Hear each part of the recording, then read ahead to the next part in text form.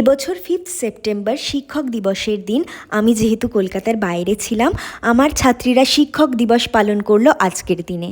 শনিবার যেমন ক্লাস থাকে সেরকমই ক্লাস করাতে করাতে হঠাৎই এই ধরনের সারপ্রাইজ পাবো, এটা আমি সত্যিই ভাবিনি।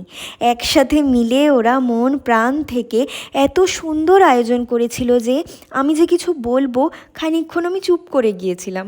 সত্যি ভালোবাসা ও সম্মান চেয়ে অর্জন করা যায় না, সেগুলো পেতে গেলে স্টুডেন্টদেরও ভালোবাসতে হয়, তাদেরও সম্মান করতে হয়।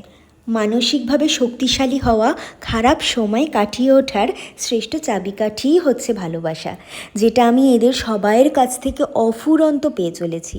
সময় যাবে, দিন যাবে, অনেক বছর পর যদি কোনো এক ছাত্রীর সাথে আমার কোথাও দেখা হয়, তাহলে দুজন দুজনের প্রতি সেই একই রকম ভালোবাসা এবং সম্মান যেন ফুটে ওঠে, এই কামনাই আমি করি।